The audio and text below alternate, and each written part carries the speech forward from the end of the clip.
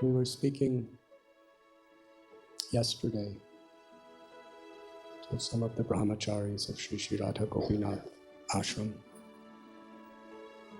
about how for our service to be pleasing to Krishna, to our gurus, they must be offered with gratitude. Otherwise, it's not really a quality of service. There's no bhakti without gratitude. There's no true bhakti without humility.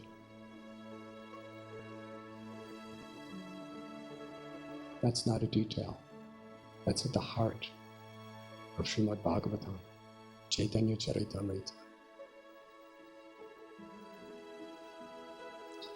If we're grateful and we're serving with gratitude, then we're willing to make sacrifices and we're willing to adjust our consciousness in such a way to please the object of our service.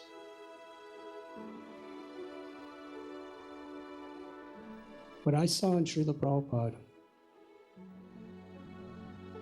and what I see in Srimad Bhagavatam and Sri Chaitanya Charitamrita is immoral activities are great stumbling blocks to the awakening of bhakti. But even more than that is being ungrateful. That is such a stumbling block. And yet we think we're making advancement.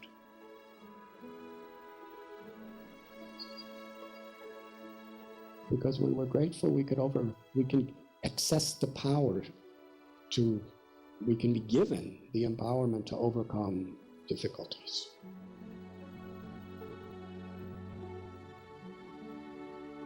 Durvasa Muni was a very strict person, but he was a very ungrateful person. Ambarish Maharaj really wanted to serve him.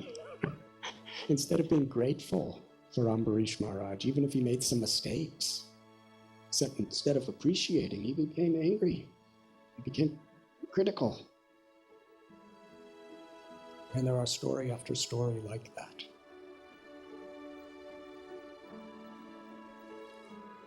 Anyone can find faults. But the way Maya works is if you find fault in another devotee, your ego feels, just see how I am superior. I have such power, I have such greatness, I have such scholarship that I have the right to find fault with others. And in Vaishnava society, even if a devotee has faults, it's the degradation of our own soul to be focusing on them, unless we truly are their well-wishers who are trying to uplift them. Otherwise, we're just making aparadhs.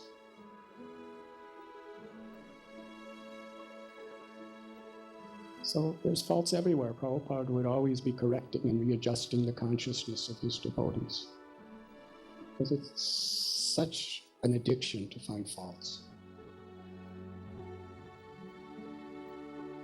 Srila Prabhupada explained this movement can only actually serve its purpose when we learn to appreciate each other, even despite our faults. Not that we just let people do the wrong things,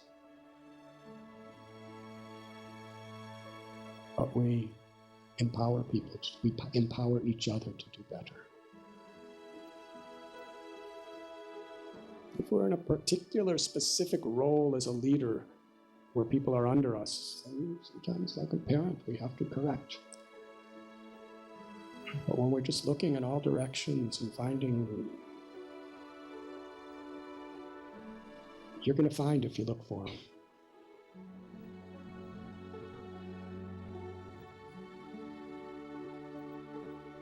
But Srila Prabhupada and all of our acharyas taught us how to appreciate also. Because in this world, not everything is going to go the way we want them to go.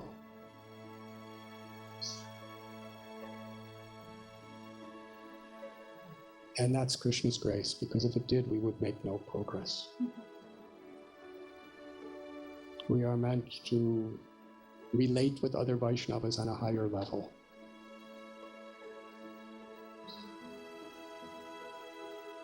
Srila Bhaktisiddhanta Saraswati Thakur, when he would see devotees finding faults with each other, he would sit them in front of each other face to face and order them, tell me the good qualities of this person. Very difficult. When you're having this kind of conflict and you're a leader and you have other people following you, you have big ego, it's very bad. But when Bhaktisiddhanta Saraswati Thakur orders, I want you to speak the good qualities of this person. You have to. And after a while, they're speaking, they realize actually the person has a lot of good qualities. And yes, there's things I don't like, but that's not what we're focusing on, unless that's our specific service to do that for that person. So for our community to really grow, we must be very strong in empowering each other to perform our sadhana properly, to perform our service with enthusiasm. That's not really going to happen unless we empower each other to give up our fault-finding tendencies. In other words, to be grateful.